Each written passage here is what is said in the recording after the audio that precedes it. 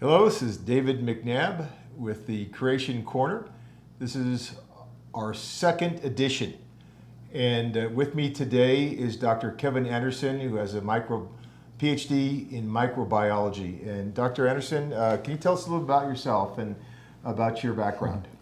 Well, as you just said, I have a doctorate in microbiology. I was a NIH postdoctoral fellow.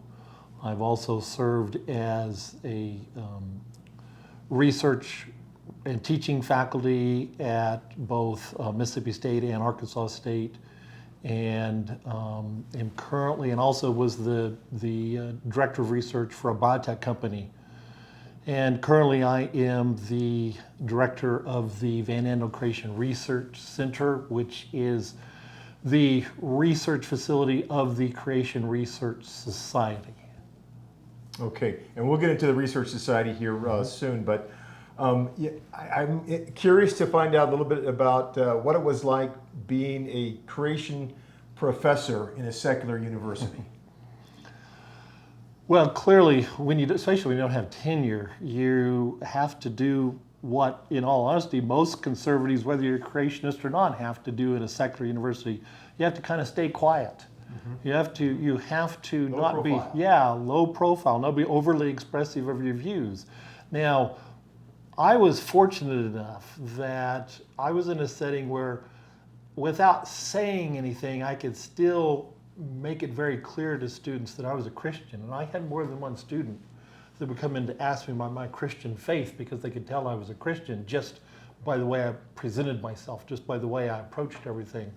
And that was always a wonderful opportunity because at that time, in my opinion, they've asked. So I would tell them, and I would tell them, that I'm a Christian, I'm a creationist, and such. But no, you can't. The world is hostile enough to the teachings of Christ, which is why he said that the road to destruction is wide and broad, and a lot of people are on it. But the road to salvation is narrow, and not many people are on it. And the world's very hostile to the teachings of Christ, to the things of the Bible, and particularly to creation. And so sometimes he said you got to be kind of as sneaky as snakes in that sense.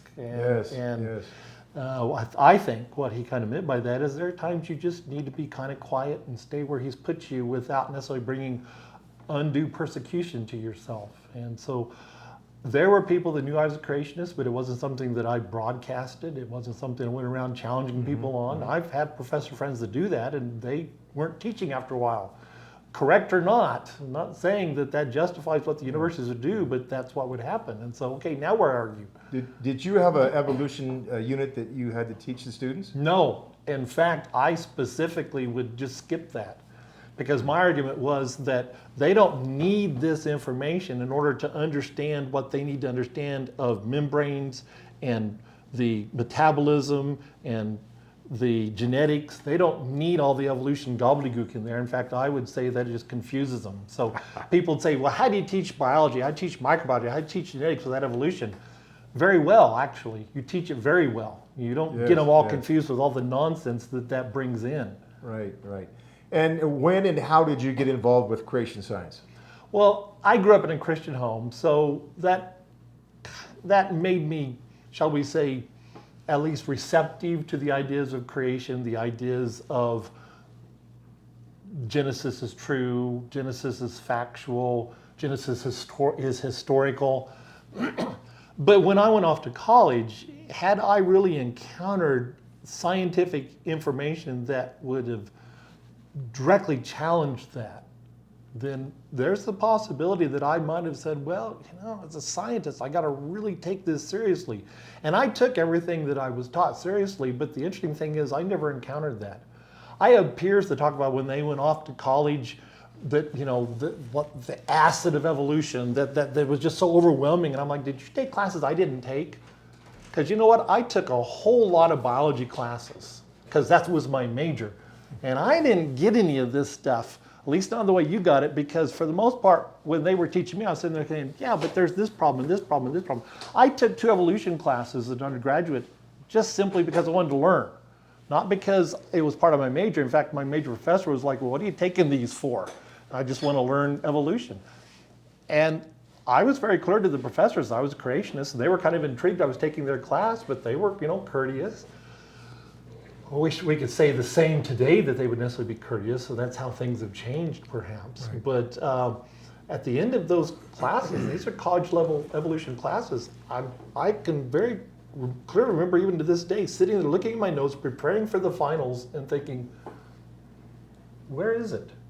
Where's all this overwhelming evidence that we're told about, that why we got to accept evolution? Because I've just gone through 2 evolution classes and I don't see any of it. It's all supposition, it's all assumption, it's all speculation, it's all, but maybe this, then this. That's all it was. That's all it was. That's right. And I would say I was a stronger creationist after those classes than it was before, because I had seen the monster, if you will, up front and up personal, and I saw he's just hollow. He's just paper thin. Just push him and he falls over. Right. And so I'm not real patient with people talking about all the overwhelming evidence of evolution. It's like, I haven't ever seen it. So obviously you're hiding it from me, you know. Yes, so yes. so let me have it. Let me see it, because I haven't seen it. And you were saying that you have to keep a very low profile as a creation professor in a secular university. Yes. And I'm sure you've seen the movie by Ben Stein, Expelled, Sure. no intelligence allowed. Right. And right. he went through quite a few cases where professors were expelled just because they were creationists. In fact, the secular world loves to pretend that they're so objective, that they're so fair, that if creationists really had some scientific information, they could just present it to the scientific community, Right. and the scientific community go, "Oh wow, okay." Yes. That's a fantasy little Yes, it is. silly world. Yeah. There was a paper several years ago from China that, in its English translation, used the word creator. It was quickly retracted by the publication because it dared use the word creator, even though the Chinese scientists were saying, well, it was just a mistranslation. Because all the editors of the journal and all the readers of the journal threatened that they were going to boycott the journal if it let this stand, just using the word. Right.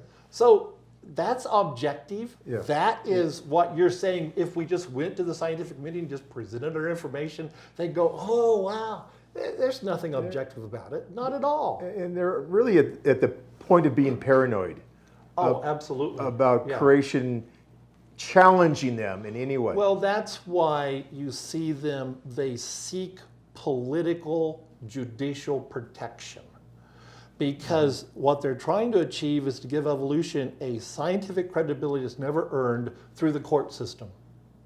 They can't achieve it through the scientific world. Right. They have to achieve it through the court system, because if they actually allowed it to be challenged, as any scientific idea should be challenged, it'd be laughed at. I guarantee if Darwin appeared today, just suddenly appeared today with the ideas that he presented back in 1860, he'd be laughed out of the arena, because we know how silly those ideas are now. But because they're so entrenched, oh, we've modified a little bit, we brought in some genetics that he didn't understand and such, but the ideas as a general principle are still the same. He'd be laughed at, but they're so entrenched that we don't laugh at them. We just somehow try to excuse them and somehow try to explain them. Right. And so those of us are saying, now wait a minute, you know better than this. No, you're not. You shut up. You shut up. You're not allowed to talk. Right. And it really is. You're not allowed at the table. And that's how we keep dissent. It's the cancel culture in the scientific community. We keep you off the table, so you're not allowed to bring up that which we really can't answer. Yes. They won't allow a creationist voice to Correct. be heard. That's Correct. right. And then they try to blame Christians and creationists for the problems in the public education. What rational sense does that make? We're not allowed at the table. It's your problems. But you recognize you don't have an answer, so it must be because these stupid Christians and creationists, it's their fault. Yes. And as I recall in the Ben Stein movie, Expelled, one of the amazing things was an editor of, was it Science Magazine, was fired for allowing a creationist to print an article in the magazine. It wasn't the Science Magazine, but it was another technical journal, and one of the section editors allowed an article that was positive toward intelligent design to be published. And yes, he was dismissed because that's simply unacceptable. That's right. And there's a large book, you've probably read it, called, I believe it's called The Slaughter of the Dissidents. Yes, Jerry Bergman, yes. Yes, which is along the same lines goes through all these different cases about all these different university professors and high school teachers that have been just thrown out, even though they were excellent professors, teachers, did really well with the students loved them, but because they in some way put a positive spin on creation, they were expelled. There was a professor at University of California, San Francisco, that in the 60s was an evolutionist. And he wrote a book called Chemical Predestination, which at the time he wrote it was considered kind of the premier origin of life book. Dean Kenyon. Yeah. And he became an intelligent designist. And you would have thought that he somehow, had gone schizophrenic or something, which obviously apparently he had. Yeah. The university worked to censor him, they worked to kick him out. Where someone they were lauding just a few years earlier as being this world-renowned scientist, suddenly because he's now an intelligent designist, well, he's obviously lost it. He's obviously crazy. We don't want anything to do with him. That's right. Yeah, that's the kind of censorship that there's involved. So don't try to somehow claim that the scientific community is all sweet and just objectively looking at things. That's right. not true. Before he became a creationist, he had the most popular book on chemical evolution in the universities. It was pretty amazing. Well, now you are the top dog in creation research as far as you're the director of the Van Andel Creation Research Laboratory, and scientific research goes on there by creation scientists who can come there to do their research. Tell us a little bit about that work that's been done there. Some of the work is done there. We farm out a lot of the work also, simply because you need to get facilities and equipment that you don't necessarily have in our location. So we're collaborating, for example, with some scientists at the Institute of Creation Research. We're collaborating with scientists that are in Liverpool. So we kind of collaborate, because creationists, despite what people tell you, creationists are all over the place in the scientific community. Because creationists are very good scientists, again, despite the rhetoric. And so we get access to equipment through other creationists at other institutions. And so that's part of what I do, is coordinate research that's going on with other facilities and other scientists. So we do some work at our particular location, but a lot of it also is done other places. One of our big projects at the moment is the iDino project, which is the dinosaur tissue project that you and I have, of course, discussed several times before, where they are finding more and more evidence of preserved biological material still in dinosaur fossils and other so-called ancient fossils. And really, anybody that hears that, you need to recognize that doesn't seem to add up, because we know biological material decays very quickly. And so how are you going to tell me this biological material, proteins and other organics, have survived for tens, if not hundreds of millions of years? And that's, of course, our question also. We don't know how that would happen, but that would certainly be consistent with these fossils are not but just a few thousand years old. Then we would maybe expect to still find biological material. So we've done some extensive work on that and continue to do extensive work on that. Yeah. And you were part of a team that did the field work and actually dug up a large 4-foot horn from was it from a Triceratops? Triceratops, yes. right? Yes. And you've been doing your experiments on that, and you found what in there? What was found was some pretty significant slabs of tissue. And within the tissue, there were still evidences of what are called osteocytes. And osteocytes are common bone cells in vertebrates. The nice thing with an osteocyte is it has a very unique structure. So it's not like you have a contaminated skin cell or a contaminated bacterial cell, because they have a very different structure than osteocyte. Osteocytes are very unique, so you know you found an osteocyte when you observe one microscopically. So there was osteocytes in this tissue and osteocytes in the bone particles we were looking at. And so these are still preserved bone cells of dinosaurs. So doesn't that prove that dinosaurs lived very recently?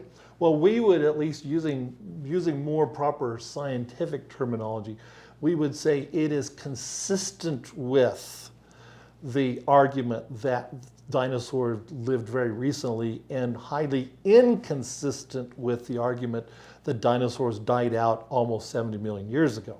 Right, because these biological materials that you're finding inside these dinosaur bones could not exist if they were actually millions of years old. We would argue that that violates everything we understand about biological decay, about protein decay, about tissue decay. Now, obviously, the evolutionist community has their own arguments, Right. but we say their arguments have some serious flaws to them, not the least of which is they don't really explain all that much. They explain just a little bit, but they don't explain very much. Right. And you need to explain a lot more than just a little bit. That's right. Okay, and about how many dinosaur bones have been found with these kinds of biodegradable material? Now, I don't keep a running total of that, but some other people have, and I think their running total is maybe not necessarily different bones, but publications, because some of the publications will be using the same bone. Mary Schweitzer's kind of focused on 2 or 3 bones her whole career for the most part, because if they're working for you, you keep working with that. But there's about 110, give or take, different publications. Probably the number of fossils, dinosaur and otherwise, is probably getting upward of about 50 now, 45, 50. Yeah. And the key thing is, so it's not just 1 or 2 fossils from 1 or 2 locations. It's several fossils from different locations all around the world. Right. Right. So this is happening around the world. It's not just localized. So that's very interesting work. And you put that kind of concisely into one of your quarterly journals. Yes, the Creation Research Society publishes the Creation Research Society Quarterly. That's our technical journal. You can go into creationresearch.org and find information about the society, find information about our journal. And we published an issue a few years ago that was our special issue on the dinosaur soft tissue subject. It's still a very good, very timely article, a publication with multiple articles in it. We also published a Creation Matters, which is a much less technical publication that's more kind of just giving up-to-date news and up-to-date events going on and such, and summaries of certain scientific discoveries. That's in layman's terms, and even I can understand that. I get that mailed to me, and I love reading that and keeping up with what's going on with the research that you guys are doing. Now, there's 4 major creation organizations. So there's Creation Research Society, which is mainly a society for scientists. Well, it's a membership society. So it's going to include scientists, but it also includes anybody who is interested in the topic of biblical creation. So it's not just exclusively for scientists. And that's why you have this publication. Yes, that's one of the reasons, right. But there's a lot of people that don't necessarily have advanced training that still get a lot out of the technical journals depending on the topics and such. So, you don't have to be a scientist to get material out of our publications or be a member of our society. And in fact, being a member of our society is a way of helping to not only promote the society, but also kind of stamping your name, if you will, into I am a creationist, and I'm making my presence known by being counted as part of the society, because we know the evolutionists keep track of our numbers.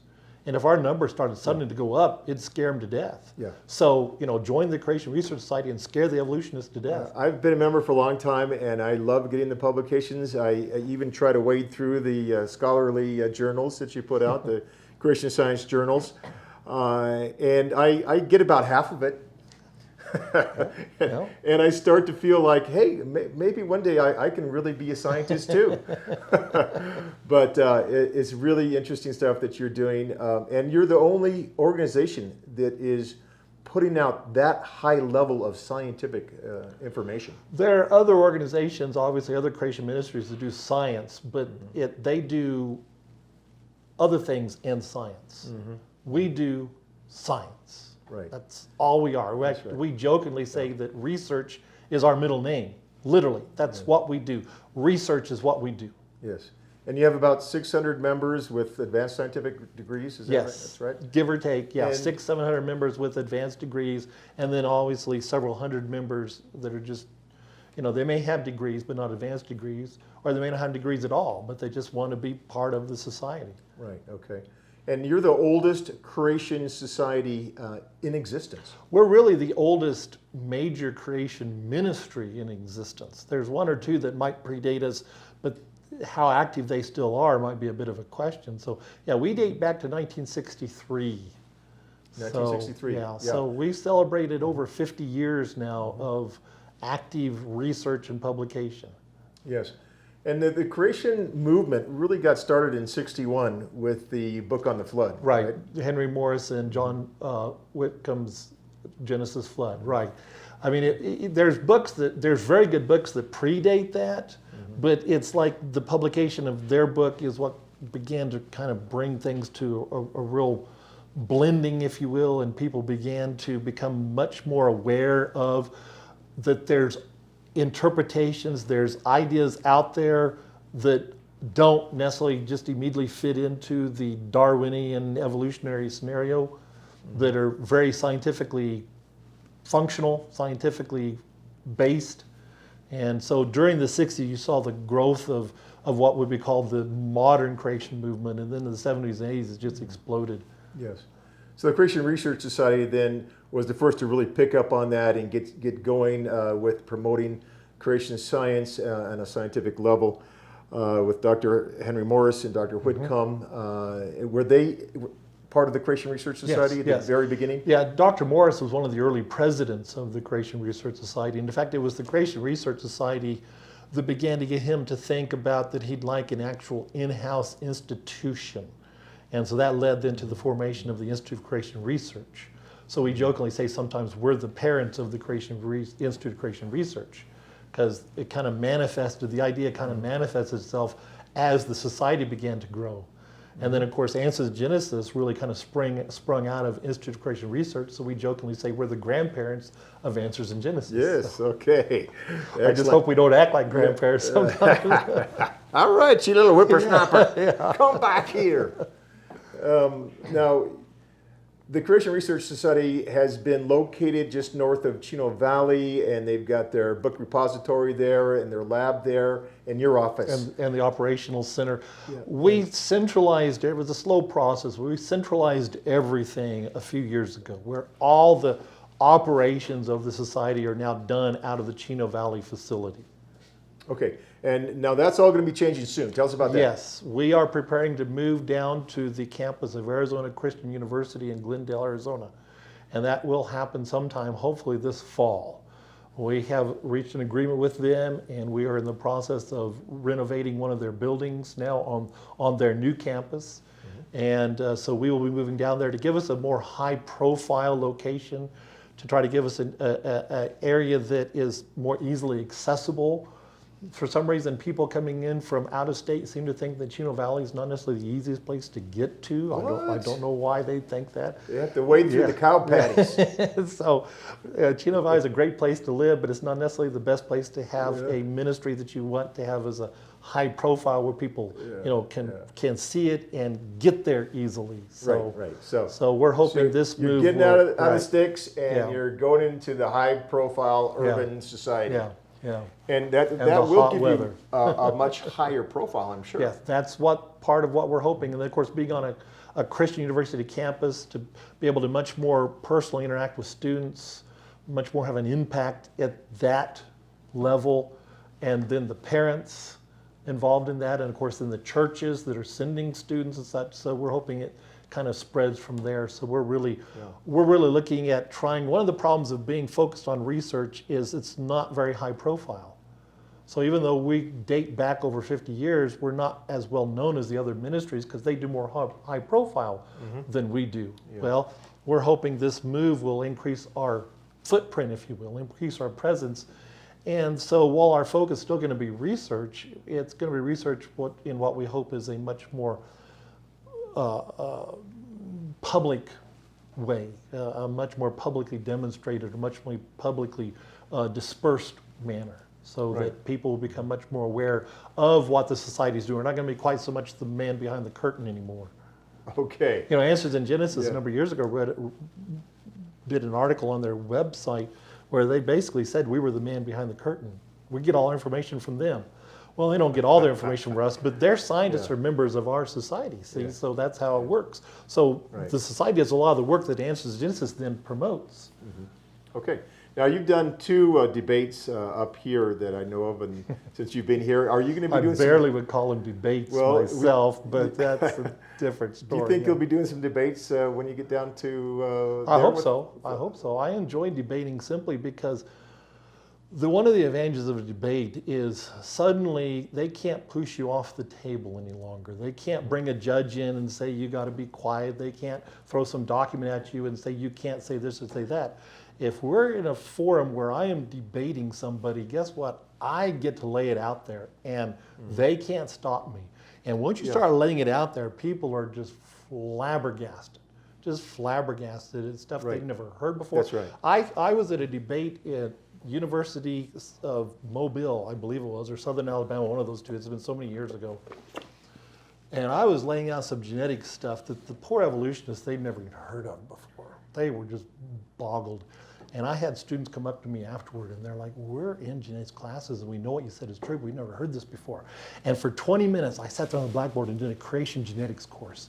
It was great. Those students were just spellbound because they knew this is true, because they knew enough genetics to understand what I was saying, but they said, we've never heard this before. Yeah. So debates give you those kind of opportunities. That's right. And I have heard, a lot of PhD scientists like yourself are not great public speakers, but you are an excellent public speaker. Thank you. And I heard you speak at the Heights, the biggest church in Prescott.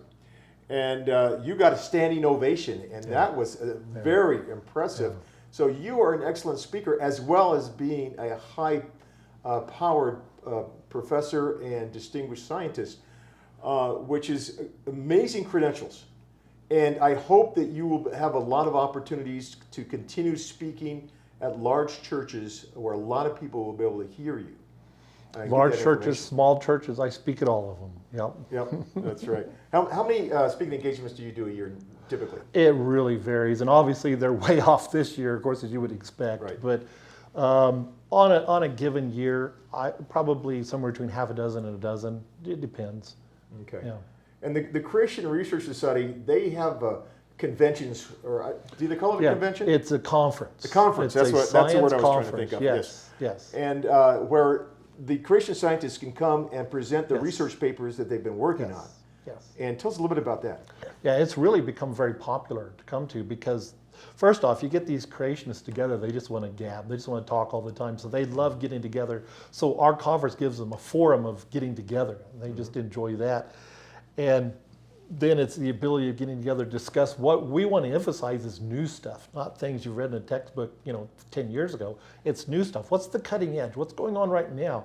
And of course, they really enjoy that because this is how they keep up on what other people are doing. This gives them, this is the new direction. This is the new thinking.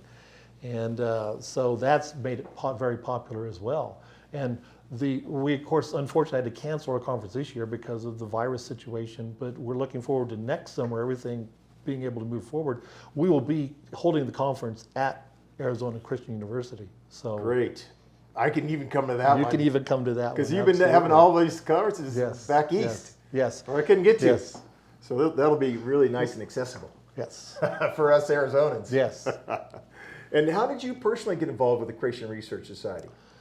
It's interesting. When I was an undergraduate, my roommates and I were cruising through the library, and we found this publication called the Creation Research Society Quarterly.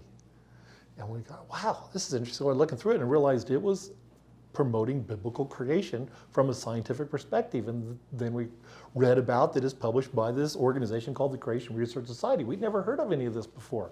It was just finding the journal in the university library. And so I became a student member at that time, and I've really, for the most part, been a member ever since. And I finally, interestingly enough, we'll bring full circle, the subscription to the quarterly was being paid for by one of the board members. His name was Wayne Frere. He was providing subscriptions to about 300 public universities out of his own pocket. Wow. And I got to meet him before he died. I became friends with him. And he was so moved by finding out that I had become a member of the society by reading that. It meant the world to him. Oh. It was like it was all worth it. That's great. That's a good story. Thank you for that one. Now tell us about the publications that you personally have been in, the DVDs and the books you've written on creation science. Well, now we have a DVD called Echoes of the Jurassic, which is focusing on the dinosaur tissue, the biological material in the fossils. And then I've written a companion book, if you will, to the DVD, which is also called Echoes of the Jurassic. But obviously in a book, we can go into a lot more detail than you can go into in a 60-minute video. So the book is deeper, a little more detailed to it. So really it makes a nice combination package. Get the two, shove the video in, watch it, and then you're ready to read the book. I've also written another book called The Who of Creation. And The Who? The Who of Creation. Of Creation. Yes. And I'm working on the revision of that, because this was kind of an internal publication that I did with the society, and I sold it when I spoke at the Heights. I sold it there. I've sold it personally, but we've never mass marketed it because I wasn't satisfied with it. So I'm working on the revision of it, which once I get that done, then we'll start mass marketing. As much as I love science, and there's science in my book, The Who of Creation, but The Who of Creation is my life passion book. This is one where I just really lay it out. It's very theological. The arguments of why creation is so necessary for the gospel, and I spell it out just as in much detail and in as much depth. And to me, it really needs to get into the hands of theologians. I don't know why theologians are so attracted to evolution. I've never figured that out. They say, well, this is what the science says. Science doesn't say anything. Science is a tool. Science doesn't speak. It's not an oracle. Science is a tool. It gives you data that has to be interpreted. Who's doing the interpreting? Humans. Right. And in fact, many of the humans, they don't even believe in God, or certainly the God they believe in is not the God of the Bible. Those are the people you're listening to? Why do you do that? If you're a theologian, why do you listen to those people? Right. I've never understood that. And yet more and more, it's like, well, theologians say, well, this is what science says. You've so misunderstood. So in my book, I directly attack that. That is misthinking, that's incorrect thinking, that's brainwashed thinking. Right. Let's think the way God thinks. That's what we need to do. Quit telling God what to think. That's right. Let him tell you what to think. That's right. We need to listen to God rather than man every time. And, just because evolution is in a science book, that doesn't make it science. Correct. Yeah. Yeah, just because there's a mouse in the cookie doesn't make him a cookie. Yeah, exactly. And the fact that the fallen human world, and we got to emphasize that it's a broken, fallen world. And if there's any year that's emphasized that, it's been the year 2020. The fallen, broken world. Yes. If a fallen, broken world is attracted to something, that in any way does not make it right. And if the fallen, broken world tells you this is where you came from, what do you expect a fallen, broken world to say? Oh, look at all this evidence for a creator? No. Of course not. It's not going to say that. Again, you expect an objectivity that's simply not there. The fallen, broken world from the very beginning has looked for ways to get around and away from God. And even if it says there is a God, the God becomes kind of some marshmallow, distant God that doesn't do anything, doesn't mean anything, doesn't have any use or any value. See, so evolution is paganism. It's just simply, it's paganism. It's an attempt, whether acknowledged or not, it's an attempt to remove God from his creation. And the evidence of that is in the textbook themselves. Show me one place in the textbook where it says God created. If it does, it's using it in a very derogatory manner that those stupid Christians think God created. Well, we know better than that. That's right. Yeah, so evolution is an attempt to remove God from his creation. That's paganism. And what bothers me the most about our textbooks is that evolution in deep time, millions and billions of years, is always presented as a scientific fact. No, this isn't what some of us think. Even if they said most scientists. But it's present. Look, kids, this is a fact. How many students in this, well, any area really, but in this area, how many students know anything about dinosaur tissue? Oh, that's nothing that goes against evolution or deep time is ever presented to the kids in public arena. Exactly, never. Because that is not consistent with the assigned curriculum. And therefore, the students are not allowed to think. Sam Donaldson interviewed me a number of years ago, and one of the things he challenged me on was he was saying, well, won't teaching creation just confuse the students? I wish what I would have said is, well, Donald, I'm sure it'll confuse you, but I didn't say that. I was nicer than that. But I laid out that you don't confuse students by bringing controversy into the classroom. They'd love it. They'd love it. That's what gets them engaged. Yeah. There's a counter idea. Yeah. You bring a counter idea in that they can start discussing and comparing and looking at and such, you'll find that their learning will accelerate, their energy will accelerate. Yes. When you're just up there monotonely just saying, believe this, believe this, believe this, here's and basically just indoctrinating. Yes. They're not learning anything, they're just being indoctrinated. Yes. Yes. That captivates their interest. Oh, absolutely. But not only that, and more importantly, if you're only presenting one side of any issue, and there's more than one side, then that's not called education. That's now called indoctrination or brainwashing. Exactly. Well, and that's what's happening. You think about it, in a science classroom, even if the students by and large still determined that they felt creation was the better explanation, or excuse me, evolution was the better explanation, they will understand evolution better by having it challenged by some ideas from creation than they would if you just sat up there and just did, bullet point stuff of evolution. Yeah. One of the things I found is most evolutionists don't understand evolution. Okay. They don't understand evolution. Okay. And so they make arguments, say, well, that's not even true. And I go back in the literature and do stuff and say, this is what evolution really has to deal with. Well, they don't like that because that's a weakness, that's a problem. But they didn't understand that because they don't even understand what their own claiming is. And that's why I say the debates that I've had here weren't really debates because my opponent didn't understand enough about evolution to even be able to present evolution in a coherent manner. It would have been better if I would have sat on the other side of the table. I would have been able to get a better argument for evolution than he was able to give. Yeah.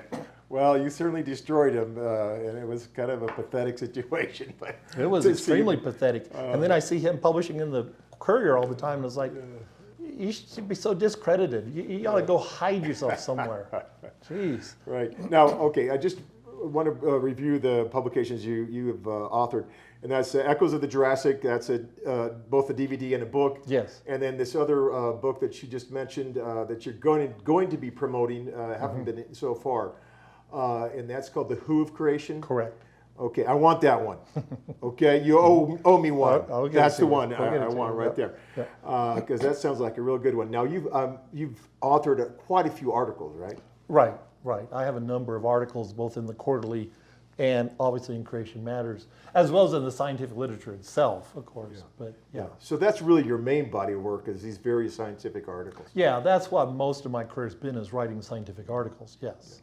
Okay. And a good way to get that is to maybe get back some of these back issues of the Creation journals that you do. Yes.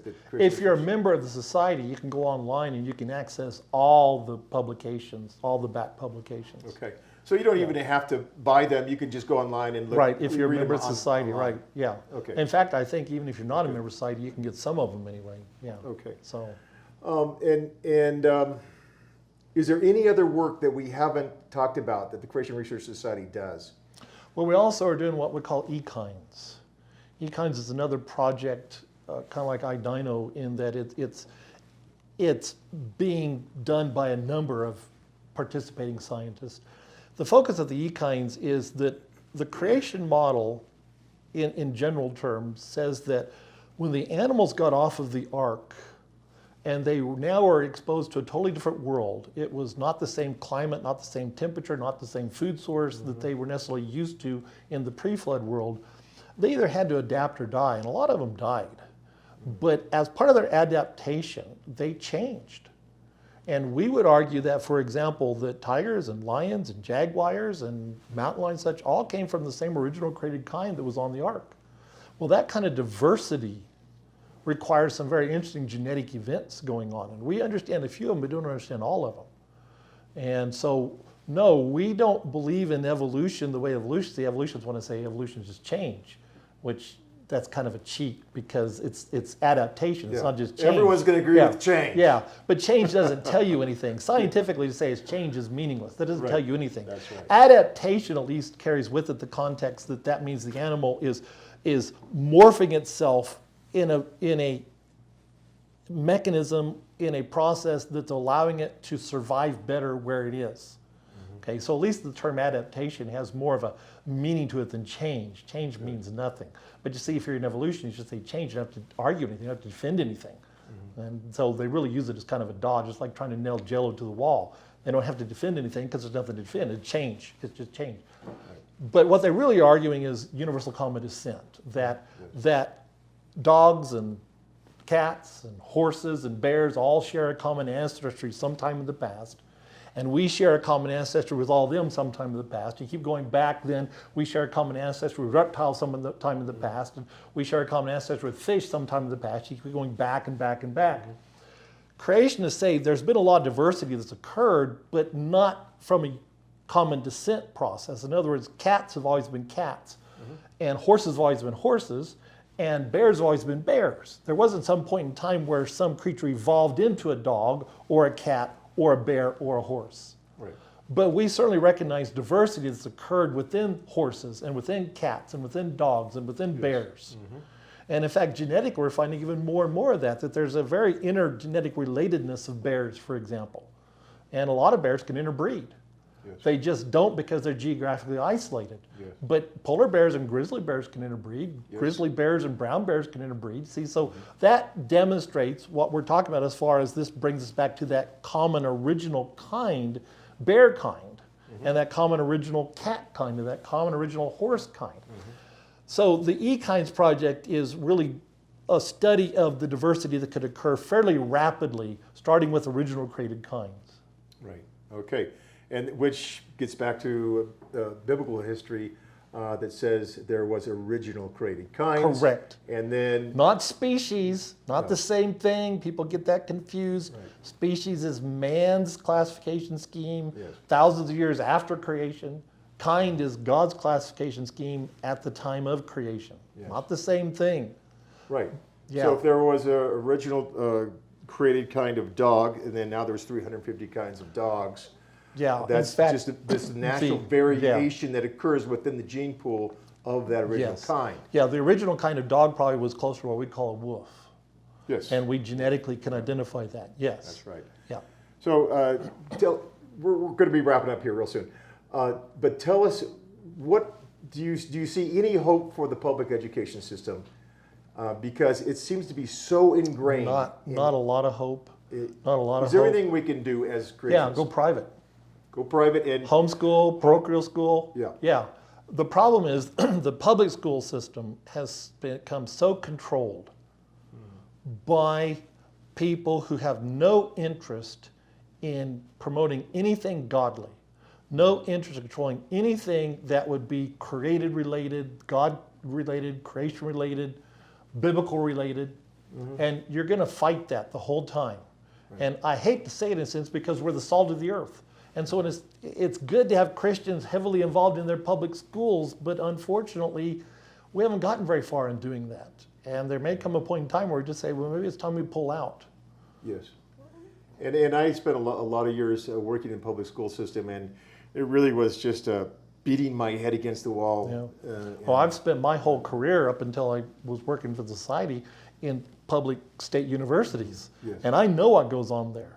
Yeah. And what you're seeing in the streets of Minneapolis, that's a product of that. That's It's a exactly product. right. That's And right. we creationists have been predicting that for decades. Yeah. This is what's going to happen because this is what's going on, because this is what's being taught. Yeah. And the church has looked at us like, what are you talking about? Yes. Completely. We have been the warning signals.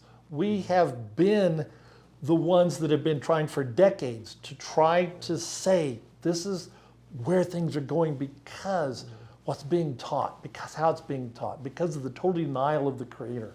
Yes. And this is the consequence you're going to get. And not only do we have a rewritten history that's being taught to these kids that's completely errant, but when you ingrain in their heads that they're come from pond scum and they're just evolved animals, then there is no such thing as universal morality, right? There's no objective reality. Well, that's where postmodernism effectively comes from. Or morality. I Right. guess is- Postmodernism is an attempt to, for the most part, deny absolutes. And that comes from the idea that, right, if there's no absolute creator, then there's no absolute anything. Right. And therefore, everything is variable. Everything is a matter of opinion. Yes. So everything is individual. All morality is individual. And so what's good for me might not be good for you. And if I think it's okay to kill you, then that's my morality.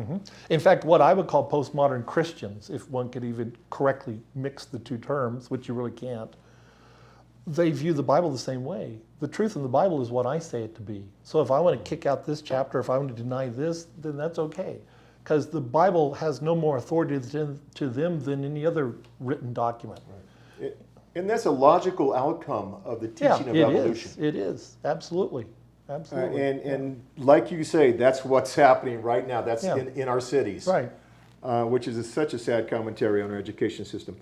We're going to wrap up now. What's next for Kevin Anderson and for the Creation Research Society? The move, get settled into our new facility and continue on with our main projects, our big projects, and continue also to coordinate with, because we not only have these big projects, we fund a lot of smaller projects. You'll have a scientist at a Christian university somewhere that wants some money to do some research. They'll apply to us for money, and we give them money to support. So we support a lot of faculty's research at a lot of different Christian universities across the country. Well, that's awesome work that you guys are doing. And give us your contact information again and website. Okay, the website is creationresearch.org. Creationresearch.org. Right. And on there you can, of course, find our address and our phone number. The phone number right now is 928-636-1153. Okay. All right. And then our email address is on there as well, but it is CRSVARC, which stands for Creation Research Society Van Andel Research Center, and then it's at crsvarc.com. So that's our office email as well. Okay. Will that remain the same when you move or change? All that will change. All that will stay the same. I'm sorry. The only thing that would change is possibly the area code of our phone number will change. Yeah. And obviously our address will change. Okay. But we'll keep people up to date on that. The website will still be the same, and that will be posted on the website. So no fears, you're not going to lose contact with us.